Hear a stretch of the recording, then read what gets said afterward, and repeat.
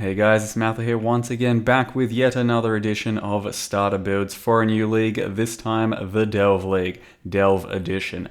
I do have just a few tried and tested builds that should get you going throughout the start of this league, as well as plunge you deep into the Delve system, and if you really do so choose, then the endgame mapping system and bosses like Uber Elder as well. As well as that though, I am going to chuck out a couple of builds for provisional skills, the new ones, that or the reworked ones that we don't quite yet know how will work, but they do look promising enough that it's probably worth giving it a shot even as a first character of the league. But we'll start off with the first build, which I think is actually probably the safest bet out of all of these sorts of starters, and that is the Arc Totem Hierophant, which is to say if you want a character that's going to go pretty deep into delves and can reliably kill endgame bosses without much of a budget and is actually pretty fun too, this is the one for you. It is, I think, the safest chance of getting deep into the system, because similar to the Incursion starter Arc Totems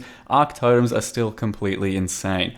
This time around you probably won't be using Shimmerons because there was a slight nerf to that, where the Shimmeron degen will be affecting you instead of just nothing if you use totems or traps. If you use totems or traps with your skill, you will get Shimmeron degen too, and thus it's not particularly worth it, but we update the build with a slight passive tree rework, and as well as that, slightly different weapons where you can choose void batteries or just a staff that has a power charge on crit, just a shaped staff that you can create. Overall, it should be a very smooth playstyle still. Arc totems are insane because Arc wasn't at all nerfed and neither was the totem playstyle. So specifically for Delve, just the getting deep into the action when things are going to start to hit hard and have a lot of life. Arc totems, 4 of them going off while you stand back at a distance very safely, and they get lots of chaining happening between tough enemies. I think just suits it to an absolute T. So let's get started into looking at the Arc Totem Hierophant. Now for these builds we do of course highly recommend downloading Path of Building program. It is a very easy way to set up your characters and see your theoretical DPS as well as other stats for the characters you're going to be building, and this is the program I use for all of that. So the character, as I mentioned, has not really changed too much since the Incursion version of the starter. Simply put, you're just going to be replacing your Shimmerons because you just cannot take that degen anymore with something like void batteries for maximum damage, and if you spec into the power charges as well.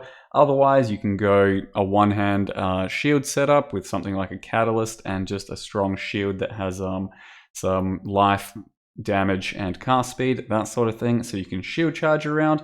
But I don't think it's going to be too bad at the moment, because currently the playstyle of the totems with Shimmeron, I used just Lightning Warp and Flame Dash, and that's with a very weird setup through the Shimmerons, where if you actually hit anything with those, you do start taking a lot of damage. So even without that, you can just get into a regular staff, any sort of staff, even an Agnerod is a good base staff, and then just use your Lightning Warp or the improved Flame Dash for those tough little situations when you need to dip out of there. The staff I'd choose specifically is a Shaper staff that does have power charge on crit as a single roll, and then you try and get whatever else you can, like cast speed, crit, Ellie as chaos damage. There's a lot of stuff going around on these staves, but that's how I would personally build it these days. And power charge on crit itself doesn't quite work for the totems. You will not be getting power charges when they crit. You will simply get that extra damage from the power charge on crit support gem, 4% per power charge. So that's the main difference there. The actual character itself, I'll go over it real quick if you are unfamiliar with it. Thanks to the passive tree and the Hierophant Ascendancy, you can summon 4 Arc Totems with this sort of thing, using Arc attached to the Spell Totem support, and you'll start out on your passive tree over here, you'll go through here and get to Ancestral Bond as quickly as possible, which will give you a second totem very early on. So by level 12 you should already have Arc, and then attach it to a totem, and that's going to get you really rolling, because Arc for leveling is actually pretty nice these days. Your first Ascendancy point is going to go into Pursuit of Faith, which gives you a 3rd totem, so by normal lab you've already got 3 totems, and the game's going to be pretty easy from there on out. You then grab for Cruel Lab, Ritual of Awakening. 4 totems are a go, and nothing can stop you at that point. The next 2 points, it's probably Conviction of Power, just so you can start getting power charges going, and then personally Divine Guidance when you want to start going into Mind Over Matter, though you can grab this for Merciless Ascendancy if you want to start getting your Mind Over Matter rolling and be just a bit tankier. The rest of the passive tree practically builds itself, so once you grab that, if you want more damage, and you probably should, you'd go over to the Witch tree, and then if you want more life, you'd dip down here and grab just these couple of nodes. But for the most part, you should just get most of your traveling done throughout the early stages. And the only other revision to the tree is I dropped this power charge over here and ended up going up to grab Heart of Thunder, simply because power charges are really good if you have a Shimmerons. Without the Shimmerons or Void Batteries, it's not particularly worth to grab a 3-point power charge, so the tree does become just a little bit different. You will notice we don't have much life on this tree. You really don't need it. You try and get life in most of your gear slots, and then fill out the rest of your survivability through Mind Over Matter and a lot of mana. For the skills, currently our arc is looking like Arc, Lightning Pen, Controlled Destruction, and Spell Totem. That's probably your 4-link. You then run Added Lightning. Power Charge on crit is going to be something that you only get as a 7th link if you have the staff, otherwise do not use it, but you do have to manually input it into Path of Building because it doesn't register through the staff. And then your 6th link is most likely going to be Ellie Focus, or Faster Casting for mapping, so you can actually shock things, and then Ellie Focus for the big tough bosses where you probably won't be shocking them. As far as reservation goes, you will run most likely a Wrath on the Essence Worm, or the new amulet that was teased, which takes away all Wrath mana reservation. Looks like it'll be a lot better than that, so keep your eye out for that one. And then just a Clarity on your mana besides that. You do also have Conductivity set up that has Arcane Surge, Increased Duration, and Spell Cascade, so you are self-cursing things, but as well as that, this keeps up your Arcane Surge. There are plenty of other detailed videos about this character and more information throughout Arc Totems about 3 or 4 months ago in the end game, if you want to check it out in more detail, but the Path of Building should have everything you need for this one. The next character is a slightly tougher to level simply because you don't have access to a lot of early on damage and all of the real build enabling components, but one of my favorite characters in recent memory, and probably one of the strongest characters I've ever made as an all-around package, and that is the Chieftan Beeftain Blade Vortex. So the premise of this character is to run Blade Vortex. It's a non-crit build utilizing Elemental Overload, so you do occasionally have your 40% more damage up, and it is completely fire damage. So Blade Vortex is a physical skill, but we convert all of our damage to fire as Chieftain with Avatar of Fire as well. You have plenty of leech, you have good survivability, you have lots of life regen as well as that, and the damage is completely insane because Val Blade Vortex on top of Blade Vortex on top of Val Righteous Fire can just shred everything in the game currently available like it's nothing. I've done many Uber Elder runs on this character, and I do think it should be a decent one to get through some endgame delve action as well, though it might not go too deep because you really don't want to be in the thick of things, taking too many hits when monsters really start hitting hard. Not quite sure exactly what Delve's going to offer us though. The only slight word of warning is though, the leveling experience will probably be pretty shit for the first 30-40 levels. Eventually you will ramp up and feel really good. As well as that, Blade Vortex itself is a bit of a polarizing skill, and a lot of people don't really like the pre-fire sort of nature of the skill. So the fact of the matter is you do not get much damage early on with this setup or this type of character build and tree. So you do start out just by getting lots of life and then going straight up to the Templar area, and then you can start picking up some area, some damage, and some other damage, or moving over to Elemental Overload, which is pretty important early on for Blade Vortex. And as well as that, until you have the little duration nodes, it won't quite feel so good for leveling either. But if you start out and you just want to tough it through it with some skills like Flame Totem or Firestorm, you'll probably get there. It'll just be a bit uncomfortable. Most likely the best way to build this character early on would be to take some of these melee nodes as your first few, grab these melee nodes as well, and then just level as Sunder up until about level 30 to 40. Make sure you do the library quest in Act 3, then go through to your normal labyrinth. Once you've done your normal labyrinth, you'll pick up this node over here as your first 2-pointer, and from then on, at around level 30 to 40, you pick up your Blade Vortex from the library, and you should be able to start Blade Vortexing. So your first few points are probably just a bunch of damage over here, then you go back up here as per the usual, just to pick up some of the damage that can carry over to Sunder as well. You'll probably run the Anger Aura as soon as you can with Herald of Ash.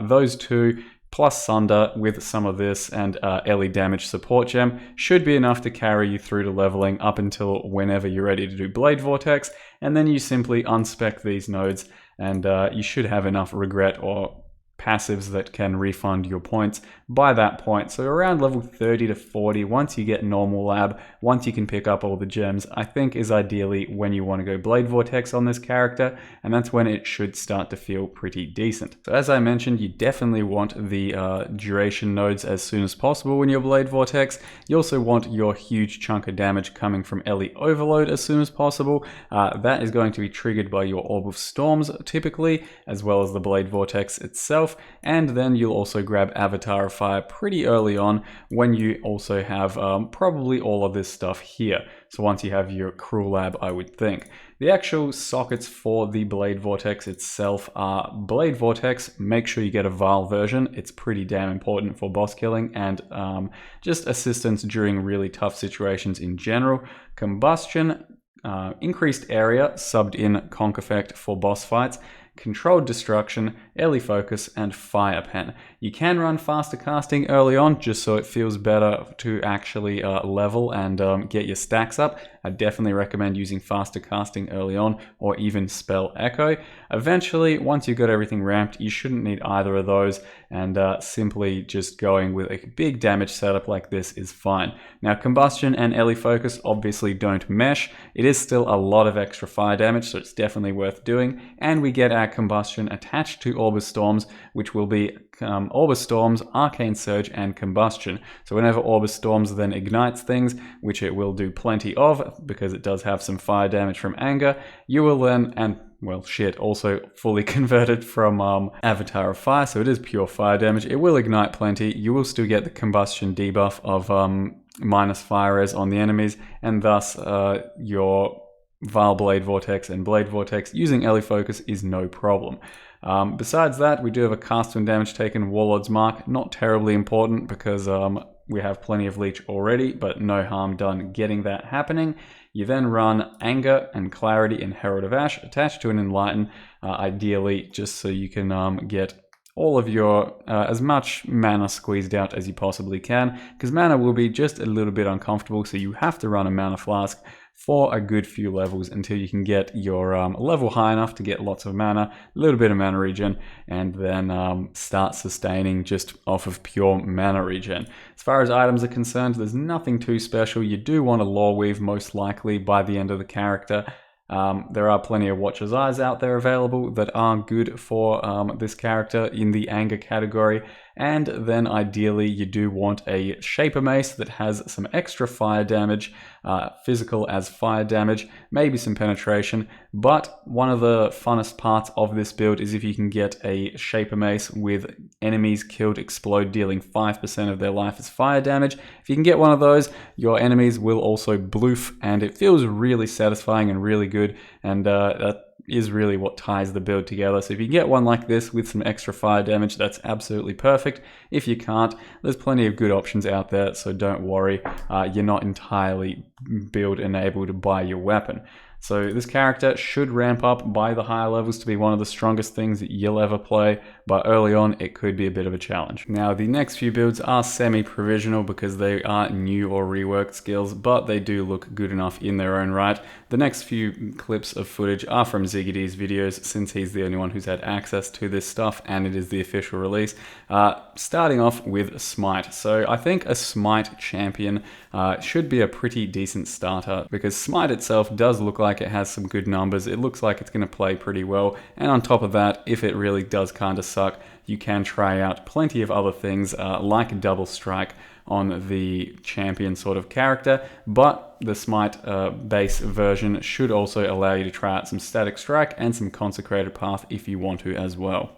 So the idea around this one is to build around a champion and to be basically 100% lightning damage with some fizz converted into lightning as per the Smite gem, which looks a little something like this. It's got a high amount of base damage, 50% of your fizz converted to lightning. You do get base almost as much lightning damage as a Wrath Aura, as a temporary buff whenever you hit things, and then it's got that big circular area that does hit from slight range and can be used with Ancestral Call. And it looks like it should do some pretty good clearing and some pretty good single target once you start ramping it up. So you should be able to go kind of both ways with this, scaling some fizz into some lightning damage, as well as just stacking lots of flat lightning, which is probably going to be the biggest form of damage you can do unless you can get a really good fizz weapon. And as I mentioned, Champion is the way to go here because I really love Champion as a league starter. You get a lot of extra utility out of the Worthy Foe node here, not needing to worry about accuracy at all. Adrenaline should feel really good to press now since auras are going to be instant, so attach a, let's say, Vitality to Blood Magic. And just popping your adrenaline should be like that, very simple, to make sure you have a life flask to then get your life back. And then Unstoppable Hero gives you lots of extra defense when you have Fortify up, so make sure you have a Fortify attached to your Leap Slam or Whirling Blades. If you really don't like Adrenaline though, you can definitely just take Perma Fortify. That is something a lot of people seem to do anyway. So the passive tree is going to be built around swords and crit. And you are dual wielding, so only your main hand actually attacks, so your offhand is going to be purely stat stick in this type of version. You do get some leech over here. You do grab as much crit as you can, some penetration wherever you can, and ultimately some lightning pen and crit multi up here as well, because you will need to boost up your intelligence so you can run Wrath. And besides that, the character is pretty bare bones because haven't played Smite, not quite sure how it's going to go, or even too many LE champions to be honest, but you can definitely turn this into a double strike character.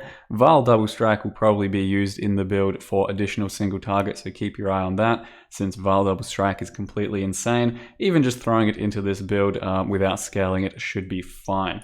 Now the links I would imagine for your Smite should be not Static Strike, but pretend that's Smite, early damage with attacks, and Ancestral Call. That's probably your 3 link. You're then going for either Added Lightning or Multi-Strike after that, and then you can use some Fizz to Lightning if you have a large amount of Fizz on your weapon, or start going into things like Lightning Penetration would be my guess. You can, I imagine, also use Static Strike on this build pretty handily, so play around with that too, and even Consecrated Path, and currently just using Wrath, maybe also Herald of Purity or Herald of Thunder. We'll see how we go with that one. Otherwise, just a nice fast weapon. Try and get a sword with a little bit of crit, a little bit of attack speed. If you can get lightning damage, if you can get fizz damage, that should go a long way. But the skill itself plus Wrath should actually carry your damage quite a lot. And then if you're doing a physical weapon in the end, some offhand like that would be pretty nice. Otherwise, something like a Prismatic Eclipse would be good. A Wise Oak, a Lion's Roar. It's a pretty sort of generic attack-based character that you should be able to figure out with elemental damage to attacks. Physical scaling, lightning scaling, kind of does sort of choose your own adventure with that, but Smite Champion, I think, can be a winner. And then, of course, I feel we do have to make a Caustic Arrow starter because the rework that Ziggy showed us does make it look pretty enticing. Basically, for me, personally, it's all about the Pathfinder rework.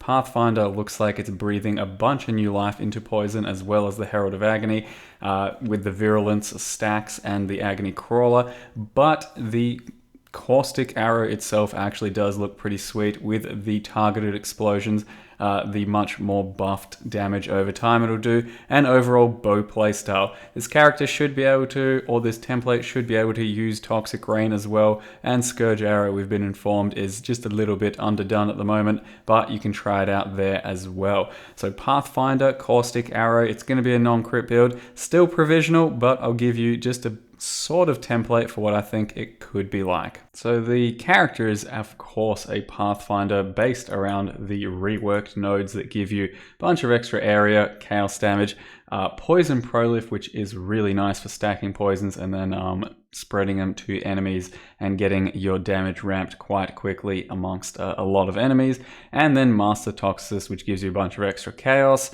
and of course poison you inflict during any flask effect have 40% chance to deal 100% more damage, as well as some virulence buff there. With my playing around of Spectral Throw poison, which I will link to you guys as well, it seems that Assassin is roughly comparable to Pathfinder for actual raw poison damage you're going to be getting, but Pathfinder does have a few other nifty little perks, including Flask Sustain, and if you choose, Nature's Adrenaline, just a bit faster for moving and attacking, but it's certainly a choice to go Master Alchemist for Elemental Ailment Immunity if you really don't want to deal with any of that, and if you want even more Flask Sustain, you can go Veteran Bowyer. But I think this might be the best fit for the playstyle to take these four. So you are of course taking these four to begin with, then probably this, then or maybe this, and then probably this. Really up to you how you go with that one. The character though is going to be sort of a hybrid damage over time and poison initial hit sort of character. So the new Caustic Arrow does quite a lot of damage over time in its cloud form, but also has 60% Fizz converted to Chaos, and then you deal 64% of base damage as an explosion on the ground. So you do want to attach GMP or volley, things like that to it, so you have more projectiles with more overlap when they explode, thus causing more explosion damage and then giving more poison. So the character will be running 100% poison chance on hit, so all of your projectiles should end up poisoning. You do scale lots of physical and damage over time at the same time, so you're getting plenty on the initial hit, but you're also getting plenty on your cloud damage too, and this is roughly what the passive tree looks like. I would recommend picking up some of this stuff early on and then probably just getting down here and grabbing some of this and starting to fill out some of the life and projectile damage, because you won't have too much poison to begin with early on, so you won't really go for too many of the poison nodes like this, or this until you are a bit more ramped, a bit more evolved, and actually have some poison to scale. But eventually it should definitely be on your mind, and the current proposed links I have are Caustic Arrow with GMP for the overlap and the extra poison damage. I think early on you probably won't be running GMP for a lot of things because you will be focusing on the cloud damage, so bear in mind that you may just want a different support for your cloud damage, especially for boss fights, before you can actually start poisoning things, because you will be otherwise missing out on quite a lot of extra cloud damage if you are just strictly using extra projectiles there. You'll have the new Vicious Projectile support, Void Manipulation, and Swift Affliction, and the sixth link is a bit up for debate, I think. I think Conk Effect is probably going to be the best, or maybe even Increased Area for actually mapping, and then Conk Effecting for bossing, because it should affect the explosions that then give you more poison damage, and it should also affect the cloud itself. So it's quite a lot of damage from Conk Effect, but you can go a few other routes, like just purely scaling the poison with something like Deadly Ailments, but that's going to be something you play around with as you go, I think. Or maybe even Withered Touch, the new support gem, just so you can get your Wither stacks going throughout actual clear, because that should be quite a large buff as well. Currently, the only real plans here are Despair for your Blasphemy, and then Herald of Agony, which we don't yet have, but Herald of Agony looks something like this over here. Does give you poison on hit as well as more poison damage, and then of course the Agony Crawler itself, which is just a minion that's going to help you do some poison damage. So that's roughly what you should be reserving your mana with. Make sure you get a Wither spell totem with increased duration, faster casting, because that's still going to help keep up a lot of Wither against single targets and bosses. And then I've got a bit of a basic setup running here with a Lionized Glare, probably the bow you want to go for early on. It does mean that you will have 100% accuracy, it does attack pretty fast, has some good fizz damage, and then pair it with a Drill Neck for a bit of penetration, because you do want your arrows to pierce and then explode more times. You get a bit of extra attack speed, life, physical damage, and ailment damage there too. I attach poison chance on hit here to simulate Herald of Agony, just so I can get 100% poison happening, so ignore that otherwise. Cherubims is probably going to be a good choice for this build, but there's going to be lots of different options, so you know, that's kind of up to you guys. And Embalmer Gloves I just chucked on there for the poison duration damage. Not necessarily the best choice here, but it could help to attach Vile Toxins to something like your Herald of Agony. Otherwise, we just have some pretty basic jewels that do damage over time, Proj, Chaos, something like that. And Ethereal Flask should be a large portion of your leech and additional damage, so it is scaled through Pathfinder, so it is fairly nice. And then Correlator's Signature is purely for the poison aspect of the build. It does give you a lot of extra duration to your poisons, and then as well as that, some poison chance on hit. So without it, we do have a chunk of less damage, but it's worth using just for the pure duration. Perfect Agony in this case, obviously not that good. You don't really want it, but just because we get so much duration from this flask, it should still be worth using. So bit of a provisional character. I think it should have lots of damage. We've taken as much as we can. We've got a decent amount of life, and it should be a pretty smooth playstyle. And then lastly, it is Smite once again, but this time around it is going to be more minion centered around the Guardian Ascendancy. A lot more minion stuff like the Sentinels, like the zombies. And it's basically because I'm going to be playing this character, I think, at this point, because I was personally challenged by a viewer in chat with some pretty large incentives to basically quit being a bitch and just do a summoner once and for all. So, fair disclaimer, I have no fucking idea what I'm doing. I've never touched any of the summoning stuff in this game, and this is going to be a bit of a learning experience for me. But the passive tree and the overall skill and synergy seems like it should be pretty good, and I'd say we might get somewhere with this Guardian Smite character, but I'm not really recommending it, just something I'm throwing out there in case you want to go along with me. So here's roughly what the passive tree and all that looks like. As I mentioned, it is a Guardian. We are going with the Herald of Purity and the Sentinels sort of synergy, so we're going to have a bunch of those running around, probably have some zombies running around, some shit like that. Not too excited about a couple of these Guardian nodes. Basically, these ones, the reworked ones with the Minion synergy, actually look pretty nice and exciting and fun to play around with.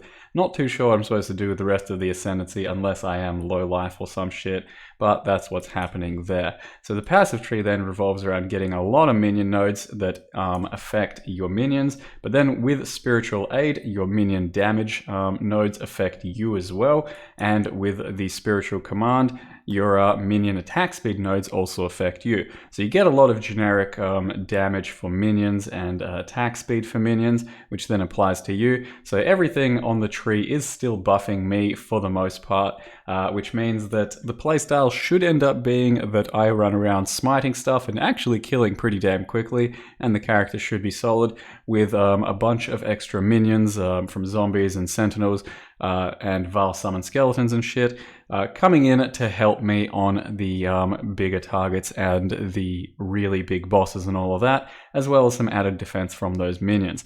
That's the plan. Who the fuck knows what's going to happen? It should be a pure lightning damage character for the smite action that I'm going to be pulling off myself.